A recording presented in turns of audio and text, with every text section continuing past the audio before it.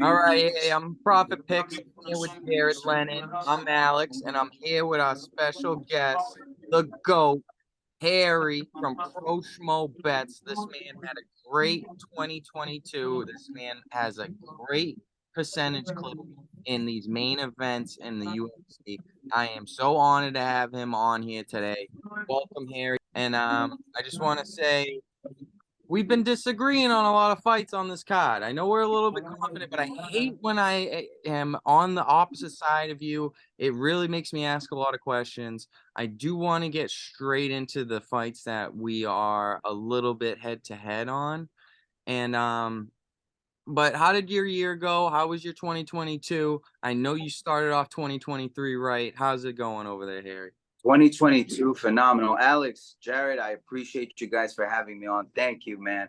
And hey, I had a good 2022, except for the robberies. God damn, in women's You're MMA. on the right side. Yes, and it bothers me so much. It is what it is. When a decision goes to Cleary or a decision goes to D'Amato, whatever the case is, I need to get in front of that, and I am. I'm gonna get in front of it because when they get in front of me, it's like a fucking truck, just bulldozing through me, and I can't let that happen because there's others behind me too. And I'm working on it. They got me with Ketlen Vieira. They got me. But I'm going to get them back because now Raquel Pennington faces Aldana. Let's fucking go. He was the only one on Pennington. He was the only one. I had the split too. I knew it was going to be a close fight. Hurt my heart. Yeah, man. I was surprised Ketlen didn't finish her, man. I was surprised. But then again, when I saw that her cardio has not improved, and there's no burst or explosiveness, you need that. If you find yourself on the winds of something like, let's say, Chandler, right? Michael Chandler, you're going to explode somehow, regardless of the fact. You're going to find some way to just let it all out, regardless of an outcome. And she's too careful, too precautious. Right. And I believe that it was okay for her to take the loss in that sense. But who knows, man? Are we going to get an improved fighter when she does come back or she does bounce back? To be honest, I'm doubtful. I thought it was 1-1 going into the third round. I think Ketlen and a lot of people and the odds makers thought it was 2-0. And I think Ketlen coasted the third round when odds you can't take that risk. Away the if it's going to the scorecards, you got to give it everything, especially the last round. And I think she coasted and tried to just hang on to her. Right. Like that shit. They see Raquel just throwing punches behind her back, trying to do something. They give it to the one that they think's trying more. It was just. And that's what she does, right? Raquel likes to brawl and she likes to clinch. So, I guess Ketlen and her team thought, you know what? We figure no one's gonna give points for that. It's just one dimensional. They'll get her out of here. You're prime. You're up and coming. You are hot. And no, it happened with Miesha Tate. I thought Miesha Tate could have won a close decision.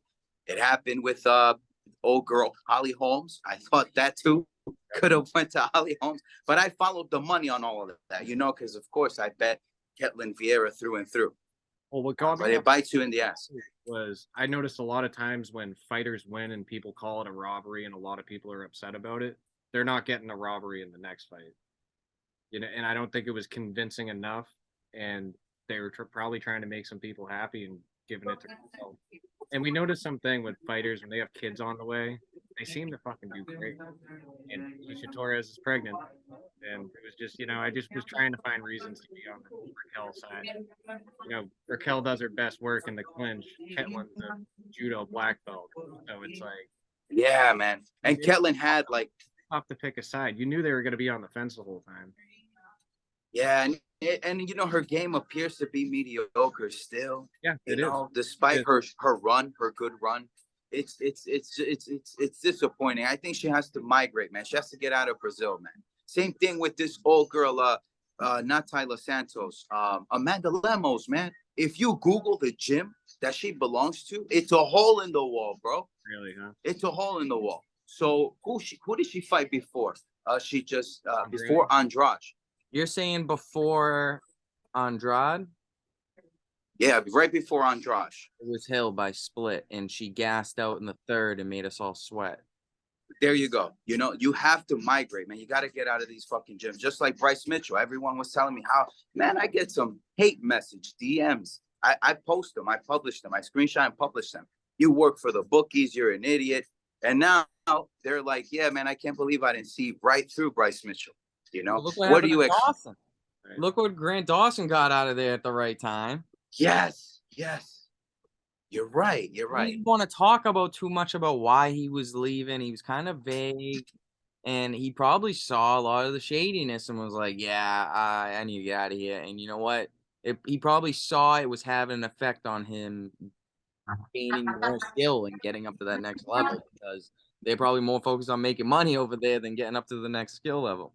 You're right. Believe me. And you'll take someone that, you'll take a B fighter and embellish them like an A, just to, place a bet and earn a bag off of a fighter like that. You start politicizing the money behind what your gym can do, and it's done. And so, you can't have shady dealings like that, especially with MMA fighters, man. These guys put their lives on the line, it's hard to be a fighter, it hurts to be a fighter. It's a tough game, because not only do they have to take a hit and hit, but they also have to learn how to play politics and business. And then some of them don't have the experience to go into business themselves, to venture into the shit, because they don't want to sign off 20% of their purse to Iridium Sports or Paradigm Sports. You know what I'm saying? And they don't even know how to speak fucking English. They know how to speak Russian. They know how to speak fucking Portuguese. And so how do you get through that? There's so much shit they got to deal with. So the last thing you want is a James Cross in your gym. Not Our rough UFC. spot. I wanted to talk about our rough spot in 2022. We hit a little rough patch, us in the group chat, around, I want to say, when everyone's been getting injured, all these freak injuries, right before all this gambling controversy came in. There was all these fighters just coming in and then just getting injured. I can name how many happened. I want to say Cater got hit in the first round. Aspinall. Who's another one? There's been quite a few. McGregor, was that even last year? Yeah, McGregor was early February. Right? Yeah, so that even counts. I was traveling. Events with fluke injury.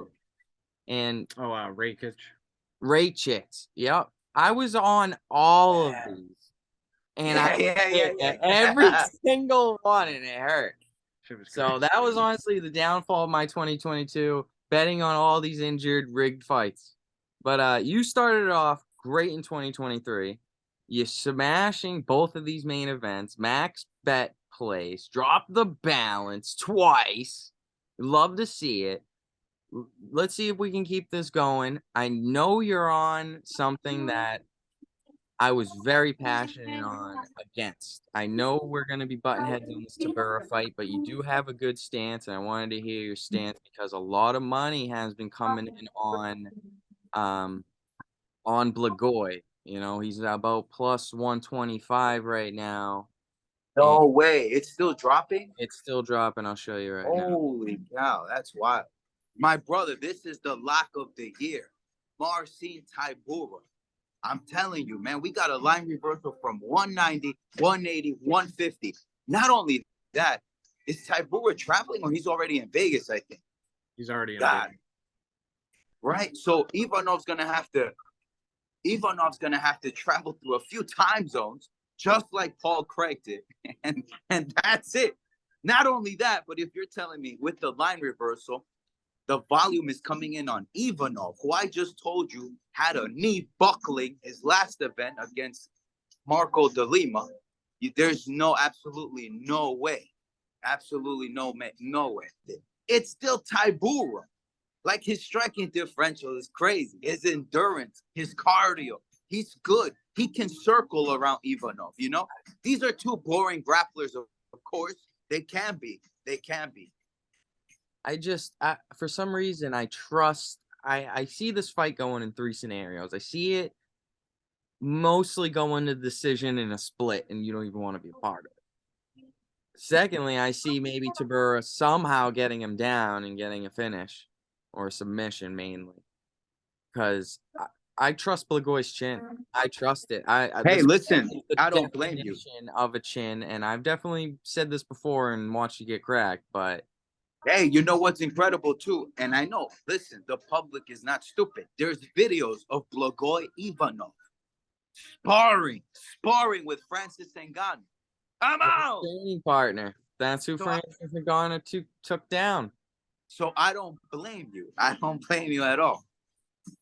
I'm just saying, you go from Ngannou being taken down by him, you throw in Tybura. I think it's just gonna be you're gonna want the dog side, and I think that's why the public's taking him. But I like to call early money confident money. Why is all the early money betting on Ivanov? Because Tybura is coming off the biggest win of his career, controversially. Romanov as a huge plus 250 dog that I gave out. Big, That I'm big. confident in. You did, Alex. You freaking gave it, man. And I didn't take it like an idiot. I didn't take it. I can't believe I said Romanov's gonna gas, but I'm just telling you, Blagoy got that dog in him. It's not gonna give up. His storyline sells itself. Like I want to guess that who has a bigger following on social media, him or Tybura? I want to say. Oh man, Ivanov is a big name. He's a big name. I'm sure with the recent success Tybura has had, it's definitely Tybura. And let me just say this: you show both of these guys to any person on the street, 9 out of 10 are gonna say that Tybura is the younger fighter. He's the older fighter. Yes, yeah, he is. He is older. But do you know that Tybura has a physical therapy degree? How long has he had that? He's collegiate, like he's educated. Oh man, the dude's got it down to a science. Look at his body. Look at his training regimen. So what I'm worried about is what happens if Tybura can't get Ivanov down? What's the strategy here? How's the fight gonna look? He doesn't have to take him down. Listen, I think he could crack. I think Tybura could crack him on the feet. You think so? I really do. You guys are well, these are two decision fighters, right? So we have to get a knockout of the night. Believe. And I'm pretty sure it's not gonna be Ivanov to Tybura. Bro. At most, Ivanov at this age fits best as a light heavyweight, not a heavyweight. He's too slow now, man. Well, he's still a gatekeeper to the top 10, just like Tybura. They're on almost the same skill level. Let me ask you a question: Andre Arlovsky or Ivanov? Because that's next after Tybura runs over him, bro. You know what I'm saying? I really hope that fight happens. I would love to bet. I would drop the balance. That fight would be epic. And then I'll lose by decision and get upset about it. Imagine Ironhead Ivanov. I'll give you Ivanov in that fight, but not when your knees are buckling, bro. His social media is silent. I'm telling you. All right, you might be saving me some bread on here. Like I wanted to really pound this fight. Like I wanted to pound the over. I wanted to pound maybe I might just bet like maybe a little split decision prop or something. But honestly, after all that we've talked about, I really like kind of thinking about taking the under here. What do you think about the under here? Man, that would be a first because honestly, they win by decision, everything, I know, but my win or lose by decision. My lock pick when I saw this fight was I love the over 1.5. Let me get it on betkarma.com real quick. Let me see what the money's like. Let me see. And what's the over under at? Like, what's the money coming in at? It's absolutely juiced. These odds are absolutely juiced. It's like they don't want to give you any action on the over. It's going to be hard to bet the over here, even though this was like one of my most confident plays. I wanted to bet the over 1.5. Oh, hell no. This fight is not going the distance, bro. All right, so you're confident that Tybura can handle him if he can't get a takedown? Oh yeah, 100%. But again, I understand where you're coming from. You know, Fedor Emelianenko. Fedor Emelianenko. Yeah. Hey, my pronunciation. It was gold though. Hey, when Ivanov was in his early 20s, man, he served him his first point loss in combat sambo, right? Lost 2 times before that, though, you know. And again, this just adds to the accolades of Ivanov. So I understand where you're coming from. Right before we got cut off, you were going into the round props. The over 2.5, Bet Karma, Action Network, it has the volume at nearly 98%. All the dollars wagered on the over-under for this fight is at 98%. So that fight not to go the distance. What were you using for a source there, Harry? BetKarma.com, Action Network. Action So, Network. I'll actually check as well. We also use VSIN. And what else? That's good. VSIN is good, but it's again, that's like very that's data driven by only the draft books. You know, DraftKings. So Bet Karma does all the books. Action Network. There's Sports Insight. There's quite a few actually. I'm subscribed to those, so that's where I'm able to see my numbers. So right now the over 2.5 opened up at minus 185. Now it's at 230. So you're right. All the movements are going towards the over, and I could see this one going not the distance. It's just they're giving you all the value on the no distance. Exactly. Why not hit it, right? Why not? You know, it's a plus EV play. Eventually, you know, one of these guys in a heavyweight fight are going to get the finish. I know Tybura can do it, and I'm confident Blagoy can knock someone out, to be honest with you. Oh, the guy's incredible, man. Hey, he lost like 100 pounds. 100 pounds in his prime. Unconscious after they stabbed him in the heart. You know what I'm saying? And look at what he's done since then. So, yeah, he's never won a championship belt. Hey, Tybura, M1 Global, I think is Magulov, right? That's a great promotion. It's like KSW for mixed martial arts. Very reputable, prestigious. The guy earned himself a heavyweight championship in that promotion. I didn't know if you knew that. That's like earning a title at LFA, right? Or for women's, it would be Invicta. So let's add that to Tybura. You know what I'm saying? Now that he's making this run, he's making a run, man. His body, look at him in the gym. He's conditioning, like he's taking this shit serious. Okay, so let's move on to the second fight that we were kind of going to disagree on, because you're going to say the same thing. He looks great right now. Derek Lewis. No, Park. Yeah, Derek Lewis. Oh, shit. That's great. He's going to go over with, I don't want to butcher his name. There's so many Asian fighters. I'm like dyslexic with all the names right now. Jung Park versus Dennis Tuilinin. And I've seen Dennis training with Renak. I know you're a big fan of Renat. Fakardinov. Yeah, so why do you think he's training with him? Because he knows Park's going to be smart to wrestle him. He would be. Exactly. Very wise to take Dennis Tuilinin down, because that's where Dennis gives up. He is pretty good at getting up lately, but I've seen a lot in the past. When he gets down, he don't get up. It's because his fists are like cinder blocks, and they're heavy when they drop. You get what I'm saying? So Tuilinin got what? 6 losses. 3 of those losses, I believe, were by submission. Park gets him down, could get the submission. I think it's a good fight to take the split. I feel like it could be a close fight. Bookies think so too, with the over kind of minus money. I would have thought the over would have been dog money on this. Over 2.5 minus 150 coming down. It was at minus 180. Everyone loves the under. Tells you something that they open it up as a favorite. It tells you something. They could see this. If it's on the feed, it's going to be close and it's going to be a while. Yeah, you also want to know, like, the poster that the UFC produced for the Seoul Korea card, right? Had a lot of money, man.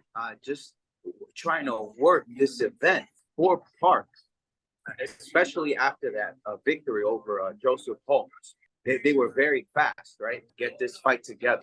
You know? How long did it take for him to beat Joseph Holmes? Man, a lot of people thought that Joseph Holmes was going to submit the Iron Turtle. I was all in on the Iron Turtle, and that was not me preaching that to you. Who was saying that? Ah, man. A lot of people. I remember one capper. Second Swivy, round. Yeah, Swivy Bets.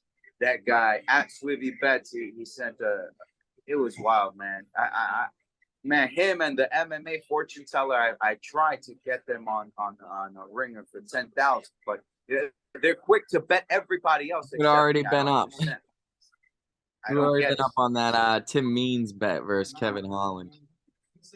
Yeah, that's too. So pretty much anybody that pisses me off, you get what I'm saying? I'm coming after you. You know what I'm saying? So that's how it works, and it works out pretty well. Like this guy that he said, I'm a bookie. It's like I'm gonna send everybody a DM and tell them you're a bookie. Who was this guy? Who was this? I don't know. His name is Randy. I think his name is Randy. And I'm sending a DM as soon as Teixeira defeats Jamal Hill and come on, we know who's winning. It's a Brazil card. Come on, you think the refs? What are you doing? What are you selling to your people? Oh my God, crazy. He's lucky though. He's one of the few that actually apologized. So that's why I didn't give him. All right, okay. Yeah. All right. So that was pretty cool. First time. So Harry, my ideology here is I kind of like the over because looking at how well Joseph Holmes lasted, but maybe that's because he did throw it in his field, with the grappling. You know what? No, that's sharp. That's sharp, of course, because they're gonna grapple. You just said it yourself. They're grappling. They're going to clinch each other to death.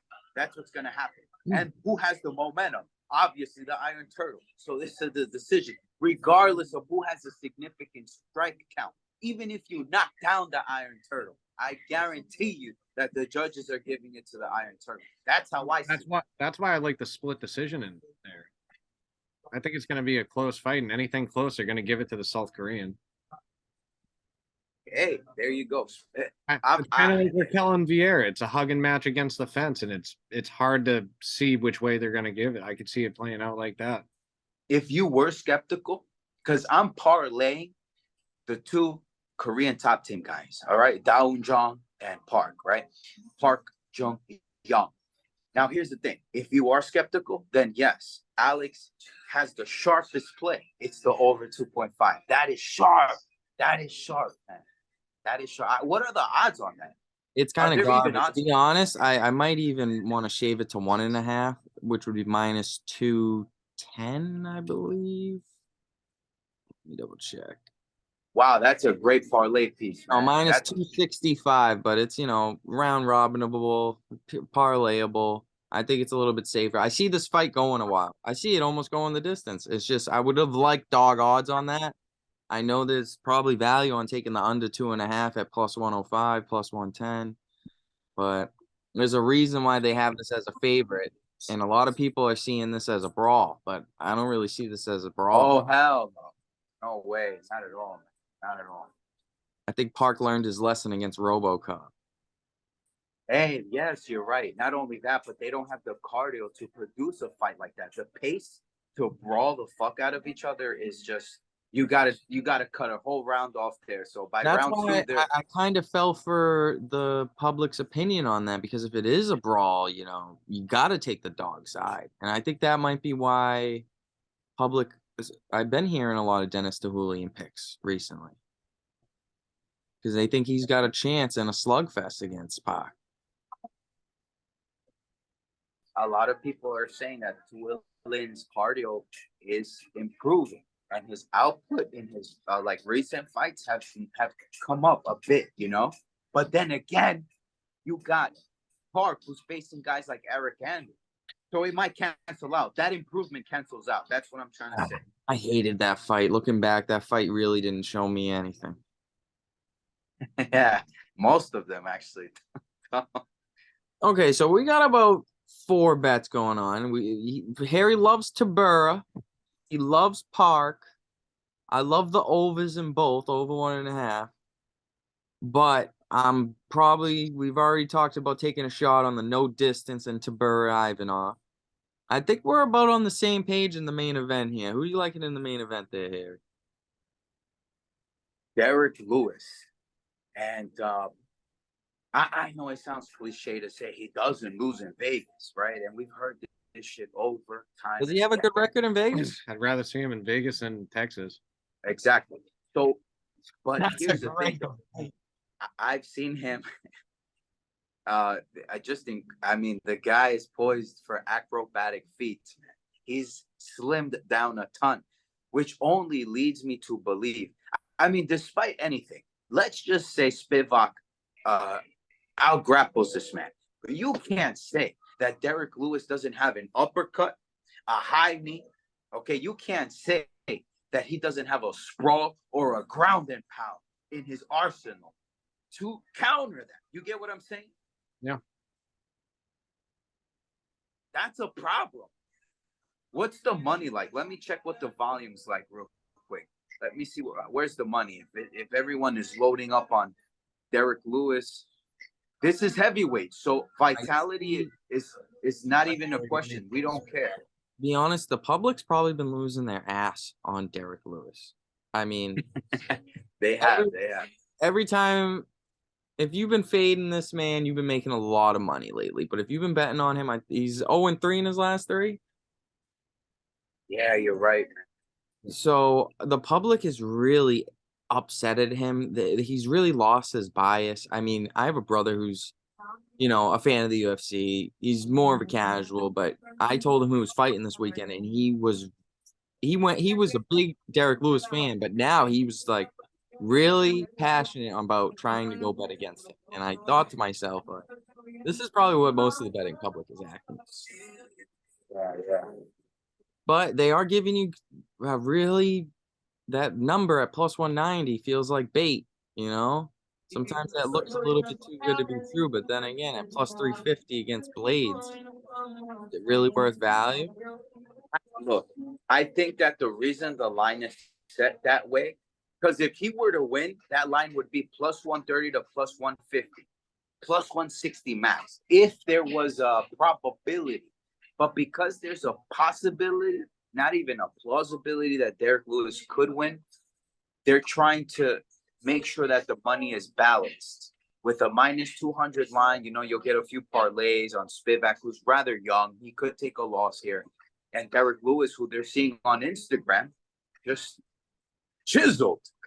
So that's, What's your weight prediction for Derek Lewis this week? Ooh, that's tough. He has to get lean, right? I'm thinking So, 260. There's that one picture circulating of him running. He does look a lot thinner. He looks like a whole different person. People, is that a good thing? I think the comment was he out here looking like a light heavyweight or a middleweight. Yeah, definitely. I don't think he's doing 260. You think he's doing 260? I think he's not. I think he's just getting to the point where he doesn't have to cut. Because I think him and Nagano, and there's a couple heavyweights out there who have to cut down to 265. And I think he's in a place where he's just going to be just like Spivak, walking in, no cut. Walking in as is. Because I know Spivak, what's Spivak going to be weighing in? 240, 250 range? You think so? No, man. That guy's rather heavy, man. He's tall as fuck. I'm going to check. He's probably as heavy as Lewis. How tall is Spivak? That's a great question. Last weigh-in was 250 against Sakai. There you go. You see? So he is a little bit lighter, but 243 against Greg Hardy. 230. Yeah, a lot of people are gonna say that. Yeah, Spivak is going to wrestle fuck that Lewis, man. You know what I'm saying? Or a Hail Mary KO on Lewis, so it's like if you had to hit this fight on a different scenario, double meth, a prop bet, what's your favorite prop bet on this? I'll take Derek Lewis by knockout, man, just for the value. What is that at? That's probably like +2. He does rather well with wrestlers, right? Except his last outing, but again, I was thinking maybe a double. I like doing the double method where you take one side of each fighter. I would like to take a Spivak by sub, and I would definitely ride you on that Derek Lewis by KO. But I would definitely like to have like 50% of that finish value on Spivak. And I guarantee Yeah, you, man. that's still probably dog odds. Lewis is also fighting down, so he's gonna be motivated. I mean, it's warranted that he's fighting down the ranks because, goddamn, how much more can you lose? You know what I'm saying? You could lose this main event spot and get cut on big paychecks that he loves. I mean, I know Derek Lewis loves money, and this might be a lot of these veteran fighters who have these big contracts will show up in these type of fights because they know if I want another 5-fight contract at 200 grand a fight, I better win this one. Look. Out either If way. we could find a differential, how likely it is that Spivak can take down Lewis in this fight. I don't know if there's a simulator out there, or we can see how many takedown attempts he's had in fighters equal in proportion to Derek Lewis's height and weight. Then we might have something. Because if he's able to take him down several times, then we're good. If not, he's getting caught. He's getting caught. That's why I have to go with the KO prop for Derek Lewis. You understand what I'm saying? Another weird bet that me and Jared started kind of doing. He kind of rags on me for it, but I love betting over under half round and cherry picking the spots. You ever bet over under half round, Eric? Only if the books provide it. Okay. We got DraftKings does. Yeah, too. DraftKings It's does funny you provide mention it. that. Right. I don't mean as an alternate because I don't like the juice on it. So I'd rather take a money. You get what I'm saying? No, But please. see, in this case, man, I really think Derek Lewis is likely to finish this guy, man, because he's young. You know. Also, Spivak is not agile, and he's not as agile, and he's not a powerful swarmer like Pavlovich, who has also an 83-inch reach advantage. Get what I'm saying? Right. And you know what? It's the second main event for Extreme Couture. You know what I mean? Maybe they're due for their L here. And he might be hittable. I don't know what the differentials are there. This is actually a fight I'm staying away from. But the more I talk about it, the more I bring up, from memory, I'm leaning Derek Lewis, man. You know, he's hittable, this guy Spivak. You know, most of these grapplers, like these wrestlers, it's a trait, counter perfect by someone who has knockout power, like Derek Lewis. I could see Spivak getting caught on the way in. Yeah, man. We just gotta watch tape to see how he dives. Sparring with Sean Strickland too much. Might set him up for that left hook. Yeah. Yeah, I think Lewis is a good spot. I mean, I don't know where Dude, this is a 5-round fight. This is crazy, bro. Yeah, Lewis doesn't like 5-rounders. He's pretty open about that. He's probably gonna want to get it done sooner than later. Is he gonna survive the first round, Spivak, man? This is gonna be crazy. The polar bear. Polar bear. All right, Harry, give us one more before you go. What's your last fight you want to talk about? Is it Don Jung? Is it one of the three? It's the fight. It's the one and only dog that I think I would take right now. Oh, it's the monster. The monster. Exactly. The monster. Yeah, I think it's inevitable, especially when you haven't been fighting for over 2 years. I think that's big. So Choi Do-ho. Despite him being, I think, a pupil of the Korean Zombie, I think Kyle Nelson has this in the bag.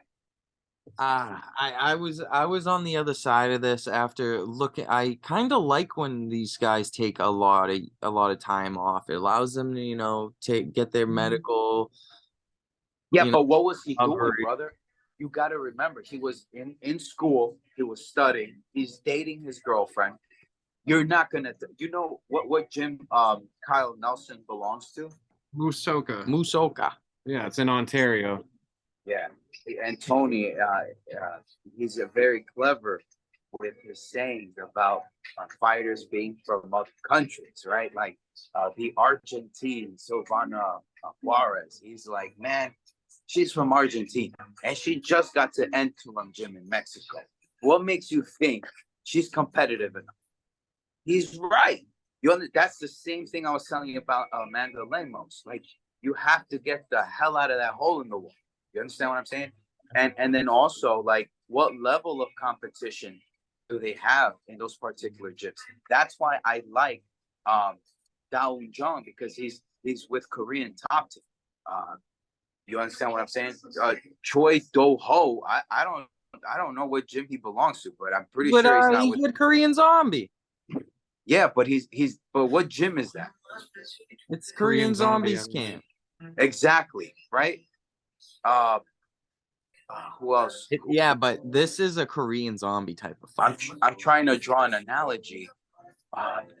Who else also has their gym and has their pupil? Okay, yes, I got it. The Nick Diaz Academy. Okay, and we saw what happened with Maximov. I got an insider bet with that one, and I gave it to the group. I took a screenshot. Yeah, from the Billy Krakenberger team. If you know who that is, he's a pretty prominent figure in the gambling world. He's more of the sketchy, smart gambler guy than would be your Billy Walters and your Dave Millers. You know what I'm saying? That do right by the books and shit like that. I think there's a stat on that. When you produce someone, it's hard to produce a fighter. It's difficult, man. It's not likely. Name someone that you know, high-profile fighter, that is bringing someone to the scene and is doing very well. Very Drickius hard. Plessis. Okay, who's Cameron, Cameron, what's his last name? Oh, Siamon, whatever. Simon. Cameron Simon or something like that. Okay, That's the first example that came to mind. But that's okay. They're few to come by. Yeah. Okay. But it's hard because look, I'll give you an example. Charles Oliveira's doing it with the guys with the Chu boxing, right? In Brazil. I think 2 of them from the Contender Series, right?